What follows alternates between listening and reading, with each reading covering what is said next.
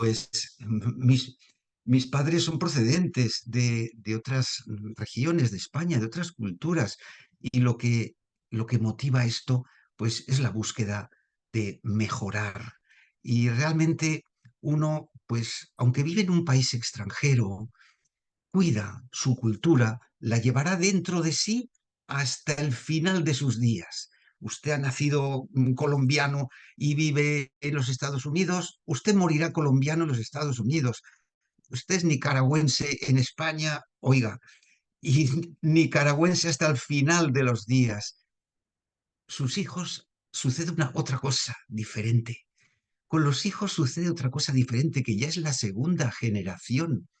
Yo, y eso que mis padres nacieron en España, yo he nacido aquí en España, pero la segunda generación tiene una dificultad, y es que cuando la segunda generación va a la tierra donde nacieron sus padres, allí lo consideran un extranjero, y cuando está aquí en España, donde ha nacido, pues lo consideran que ha nacido en otro país.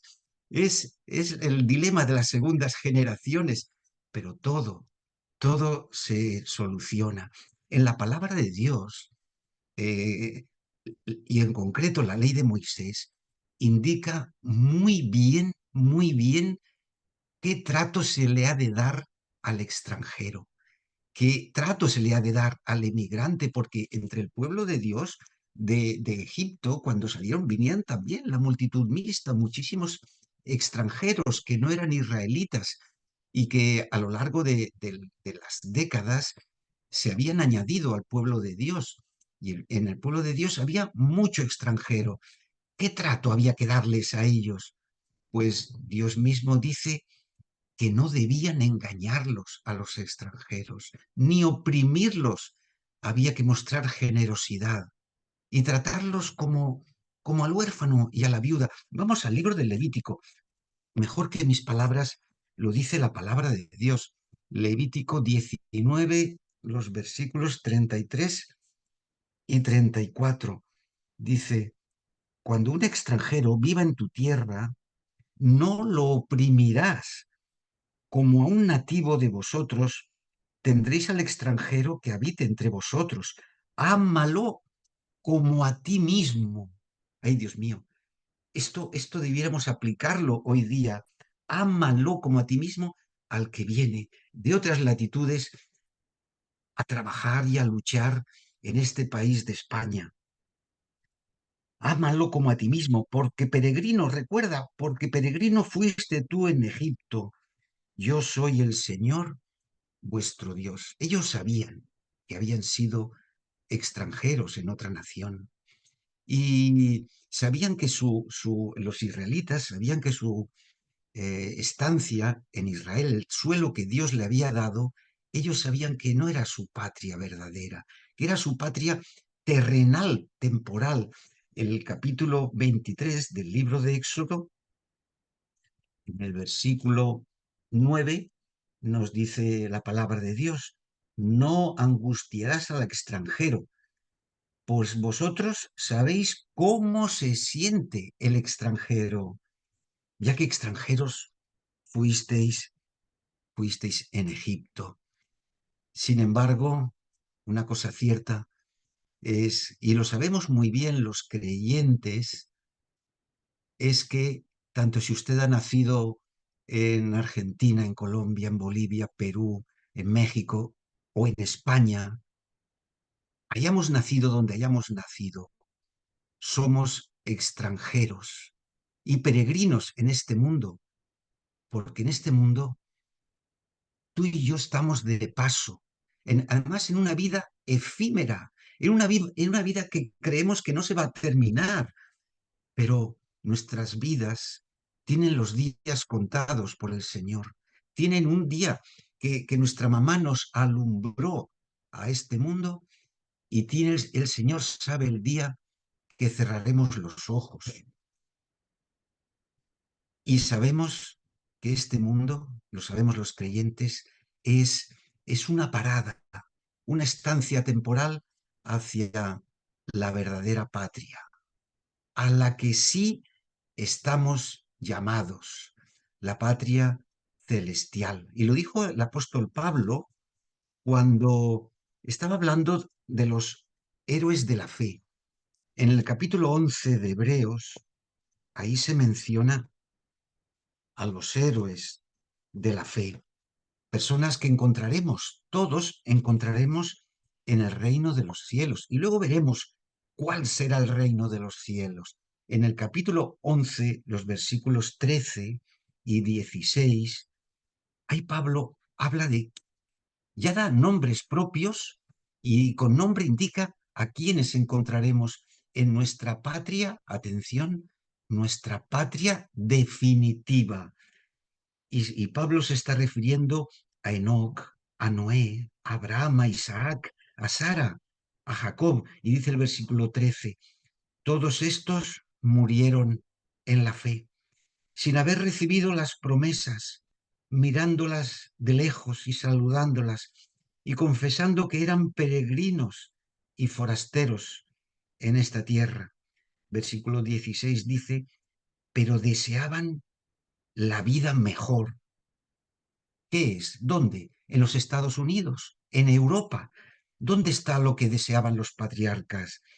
A saber, la celestial. Por eso Dios no se avergüenza de llamarse Dios de ellos, porque les había preparado una ciudad, una patria.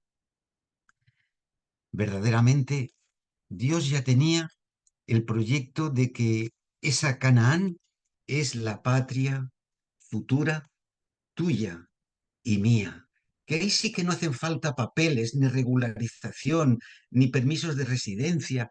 Ahí no hacen falta estas cosas que hoy te hacen perder la cabeza con la burocracia. Pero sí que hace falta una cosa para estar en esa patria celestial.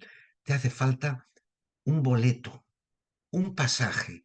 Ya de entrada os digo que no hay que sacar cita previa, ni está en papel ese pasaje.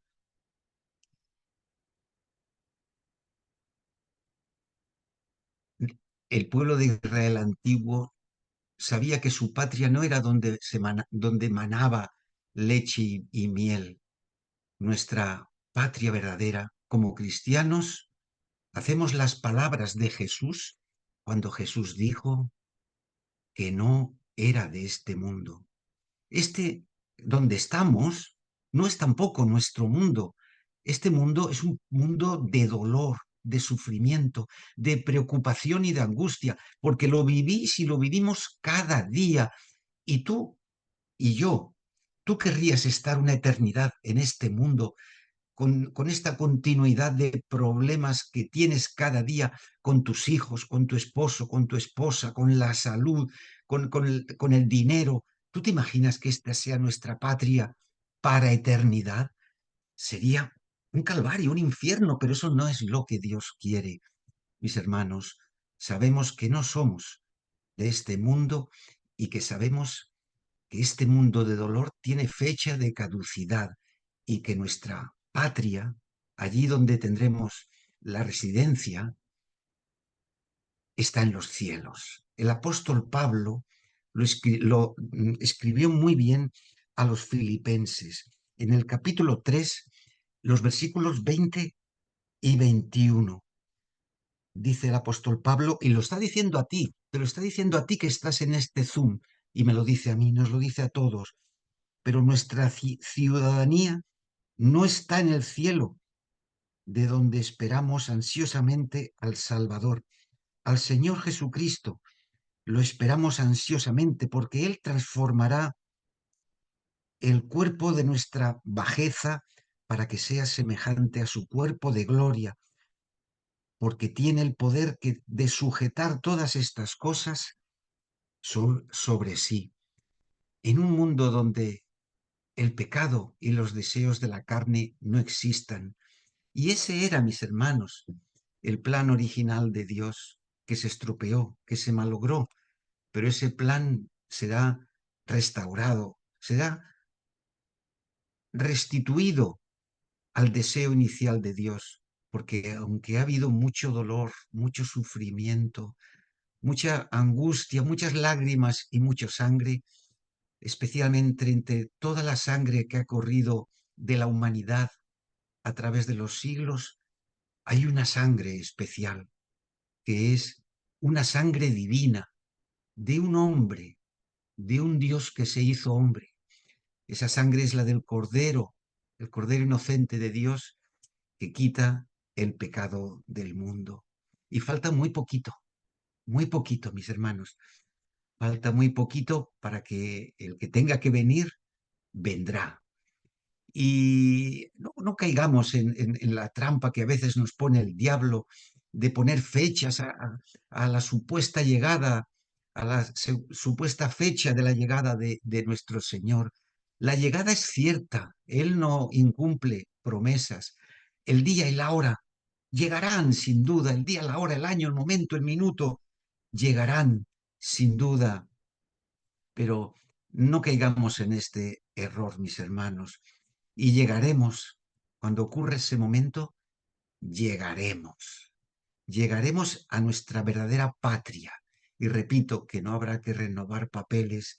Nuestra patria no será como está en las leyendas cristianas, allí sobre una nube con una coronita de estas doradas y tocando un arpa así eternamente.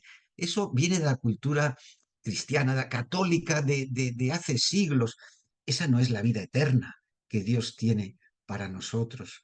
Lo que Dios tiene para ti, para mí, para todos nosotros, para tus hijos, es algo que ni imaginas, que no ha visto nunca ningún ojo, ni ha oído ningún oído, ni ha subido al corazón del hombre. Quiere decir que lo que Dios tiene para ti no lo podemos ni imaginar. Y será mil veces más bueno de lo que imaginamos. Y realmente, mis hermanos, ¿dónde está? ¿Qué título tendremos? ¿Cuál será nuestra identidad en ese futuro reino, en esa futura patria celestial? Nos lo dice el apóstol Juan. Os lo leo ahí muy cerquita. Aparte de tener un nombre especial que se nos dará en una piedrecita blanca que ninguno lo conoce, solo Dios. Un nombre que no será Antonio, Juan, Pedro, Francisco, no será, será un nombre que esté en armonía con tu carácter. No habrá dos nombres iguales. Será un nombre que te identificará ante Dios y ante los redimidos para eternidad. Y tendremos un título, lo más bonito que puede tener un ser humano. El apóstol Juan lo escribió el apóstol Juan en el capítulo 1, en el versículo 12, dice, pero a todos los que lo recibieron, ¿a quién? A Jesús, a los que creyeron en su nombre. ¿Qué les dio? Les dio el derecho de ser hijos de Dios. Eso es lo más bonito que puede ser un ser humano. Los que lo aceptamos, los que creímos en su nombre, nos da ese título que no caducará para eternidad. ¿Y dónde, mis hermanos? ¿Dónde será ese lugar, esa patria? Pues rápidamente nos lo dice la palabra de Dios, ese reino futuro, Dios te dice qué lugar va a ser. En la última línea del libro de Ezequiel, lo vamos a buscar, la última línea del libro de Ezequiel nos dice esa santa ciudad que se va después de los 1000 años, cuando ya este mundo sea purificado, esa santa ciudad descenderá sobre este mundo. Será extirpado el pecado, será purificado este planeta, volverá a ser un Edén más bello que el que conoció Eva y el que conoció Adán. Y os digo lo más bonito de esa futura patria, que ya os digo, ya os anticipo que nuestra futura patria será este mundo, este planeta, pero no como lo conocemos. Será purificado. ¿Y qué hecho especial tendrá este futuro reino en el cual habitaremos? Algo maravilloso. Se encuentra en la última línea del libro de Ezequiel. En el último versículo dice, y desde aquel día el nombre de la ciudad será El Señor está aquí. Este planeta, que fue el planeta en el que el pecado se desarrolló, el pecado hizo todo el daño que quiso, pero en este planeta fue vencida la serpiente y miles, miles, millones de seres humanos como vosotros y como yo vencimos por la sangre del Cordero. Y este planeta va a tener el honor, este planeta que estamos pisando, va a tener el honor de ser purificado, será la patria celestial con la morada de Dios en este mundo. Algo que los otros mundos lo van a ver con, Dios mío, con una emoción indescriptible. Y para viajar a ese futuro reino que será este planeta, será este mundo purificado, hace falta un pasaje que no se paga con monedas ni con otras cosas. Ese pasaje está hecho de sangre, pero no tuya ni mía, porque nuestro destino era la muerte, porque la paga del pecado es la muerte, pero porque tengamos acceso a esa vida eterna y tengamos posibilidad de ese pasaje, alguien pagó, que lo pagó con sangre. Y lo que tenemos que pagar nosotros se resume en una palabra. El pago del boleto para eternidad del pasaje ya está hecho. Lo hizo Jesús en la cruz. Pero ¿cuál es tu parte? Pues tu parte y la mía se resume en una palabra. ¿Cuál es? Acepto. Acepto el sacrificio que por mí hizo Dios en persona, no un ángel ni una tercera persona. Lo hizo lo más grande del universo que no podemos ni imaginar, su amor y su grandeza. Y se rebajó a morir como un delincuente en una muerte horrible por ti y por mí. Al final, cuando concluya esta reflexión, mis hermanos, entonaremos las estrofas del, del himno 248. ¿Pero por qué? ¿Por qué yo pedí que se pusiese ese himno? Mirad, cuando yo conocí la iglesia, cuando empecé a conocer al Señor, ese himno tiene una estrofa, tiene una línea que dice, lávame en la sangre del Señor, límpiame. Pues yo como recién llegado, yo no entendía eso. ¿Qué es eso de que la sangre lave? Pero si las que sois mamás, sabéis lo que se sufre y lo que cuesta limpiando las camisas, los pantaloncitos de los niños cuando se caen por la calle, las rodillas de las caídas, cuánto cuesta sacar la sangre de la ropa. Pero sin embargo dice, lávame en la sangre del Señor, Dios mío.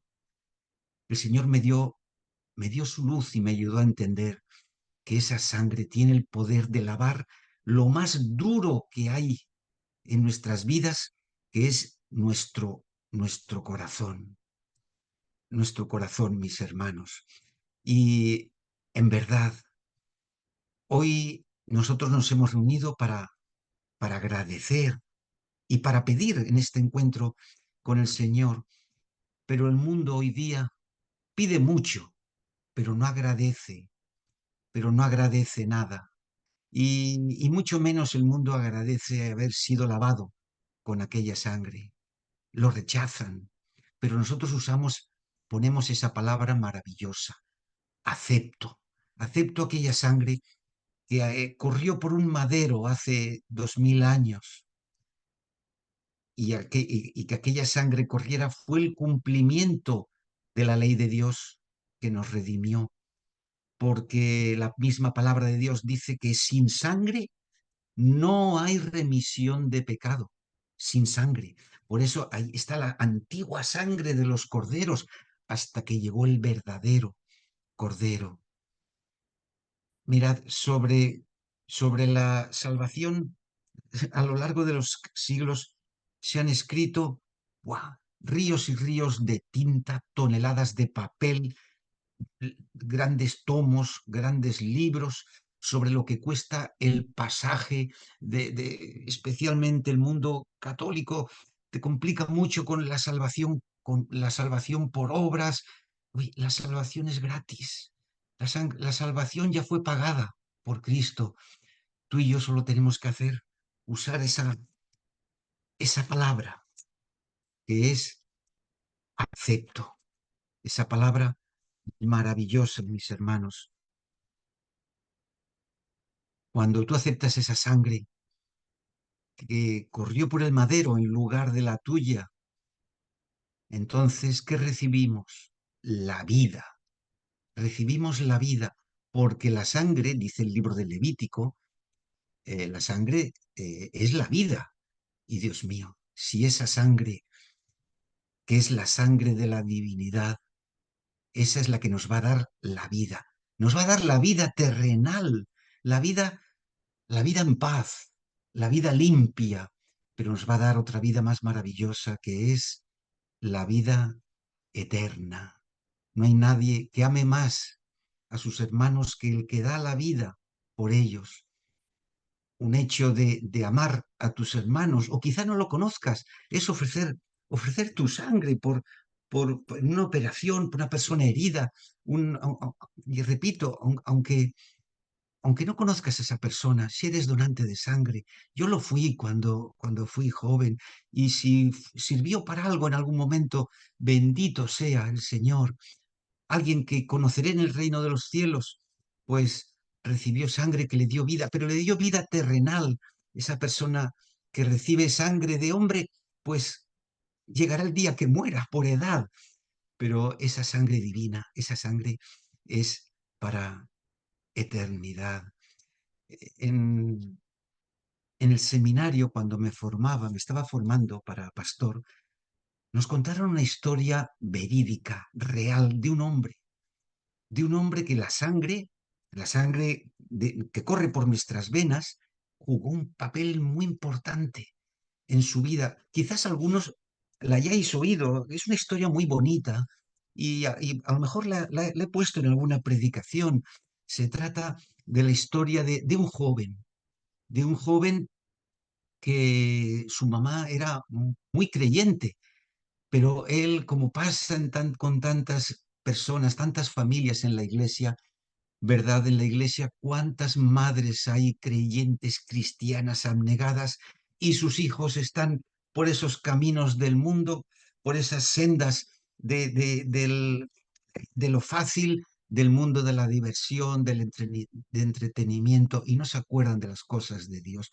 Este joven creció en un hogar cristiano, con una madre que tenía las rodillas heridas de tanto arrodillarse y orar a Dios por su hijo. Y su hijo en sus fiestas, en su vida despreocupada. Y así se alejó de la fe hasta que tuvo pues veintipocos años.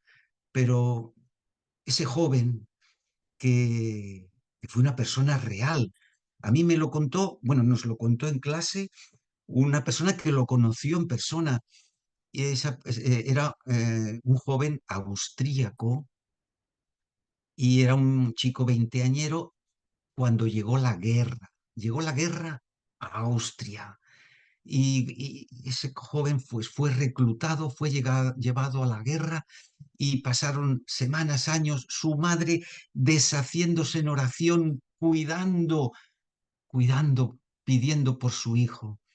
Antes de irse, su madre le entregó una Biblia, pequeñita, de estas de bolsillo, y ese joven fue a la guerra con la Biblia. Pero entonces la vida se ve muy diferente entre los peligros que cuando estás en tu mundo de diversión. Y ese joven fue sufriendo en los diferentes frentes, en todo momento, hasta que al final de la guerra fue capturado por uno de los pueblos que peor hubieses deseado ser capturado. Fue capturado por los rusos. Los rusos fueron un pueblo que sufrieron mucho con la guerra, con la invasión alemana, Y este joven, que se llamaba Walter Flandera, formaba parte del ejército alemán y los rusos dijeron, os vamos a matar a todos. Y allí en el campo de concentración donde estaban los prisioneros, los rusos los dividieron en dos partes, en dos mitades, y les dijeron, mañana a la mitad de la izquierda los vamos a matar por la mañana y a los de la derecha los vamos a matar por la tarde. Ay, Dios mío, pero aquel joven Walter, sabiendo que al día siguiente iba a ser fusilado, que su sangre iba a correr por aquellos campos helados, se acordaba de su madre y él estaba en esos momentos pensando en su madre, leyendo aquellos pasajes de la Biblia que su madre le dejó, sabiendo que su madre estaría sufriendo por ella como solo una madre puede sufrir y los varones no podemos entender eso. Solo una madre siente el dolor de un trozo de su carne que puede estar sufriendo. Y aquella llegó la mañana y Walter pasó una noche lo peor que podíamos pasar.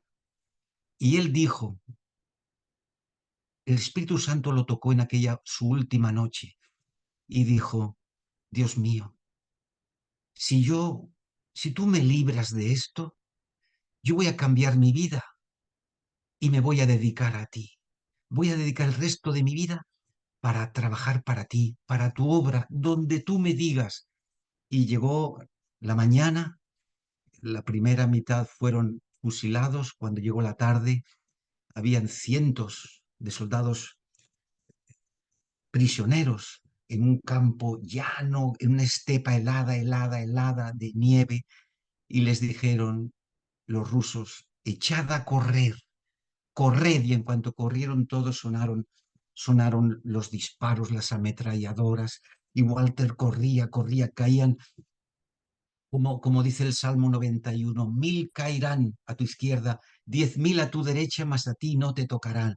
Pues Walter sentía las balas, los compañeros que caían, y de repente alguien cayó encima de él y se quedó tumbado en el suelo con alguien encima, con algo que a él le chorreaba por la cara, algo caliente que le chorreaba a Walter por la cara, Walter tendido en el suelo. Él se dio cuenta que era un compañero suyo, que iba detrás de él, que estaba atravesado por las balas y al caer cayó sobre él. Y esa sangre le cubría toda la cara y el cuerpo, la sangre del amigo, del compañero. Los rusos les iban dando el tiro de gracia a todos los heridos. Y cuando pasaron al lado de Walter, vieron que estaba empapado de sangre y lo dieron por muerto. Pero Walter estaba vivo. Estuvo ahí hasta la noche, huyó, salió corriendo, acabó la guerra, pasó 1000 calvarios, pero volvió a abrazar a su madre. Y Walter cumplió la promesa. Walter estudió, se hizo profesor y fue profesor de química del Colegio Adventista de la Universidad de Bogenhofen en Austria. Y fue profesor hasta su jubilación y murió hará unos 20 años, 18 o 20 años, cuando me contaron la historia a mí. ¿Qué lección nos da esto? Que a Walter le dio la vida una sangre, la sangre de un amigo, de un compañero que lo cubrió. Pero otro hombre, otro hombre también fue atravesado, no por balas, sino que fue atravesado por una lanza, por clavos, por espinas, por latigazos. Otro hombre que un día nos lo comeremos a besos cuando lo veamos venir en los cielos. Y ese hombre que es Dios hecho hombre en persona, ese hombre Jesús, a ti y a mí nos dio la vida. A Walter le dieron una vida terrenal. Hoy Walter yace, está en el descanso, pero cuando venga, Walter será restaurado, será levantado y nos contará un día su historia con más detalle en el reino de los cielos. Pero para ti y para mí, esa sangre es el pasaje, es el boleto para la vida eterna, porque lo hemos aceptado. Y concluyo con un texto bíblico que se encuentra, antes de oír este himno precioso, el 248, que nos habla de la sangre que limpia, leeré este texto de Juan 10, versículo 10. Dice, el ladrón no viene a hurtar, no viene sino a hurtar. Dice, el ladrón no viene sino a hurtar, matar y a destruir. Y lo lindo de este texto, Jesús nos dice, pero yo he venido para que tengan vida y para que la tengan en abundancia. Que el Señor nos bendiga a todos. Os bendiga muchísimo. Que el día que aceptasteis al Señor en aquel pacto en el agua, Él os dé las fuerzas para continuar en esta patria terrenal que caducará. Y si alguno de los presentes en este encuentro todavía no ha hecho ese pacto con el Señor, que sepa que hay un boleto ya pagado para una vida eterna, maravillosa. Y no harán falta papeles ni renovar residencias. Que el Señor os bendiga y os guarde en esta tierra terrenal, en esta patria pasajera, hasta que Él venga. Que el Señor os bendiga. Gracias, pastor. Gracias por el tema importante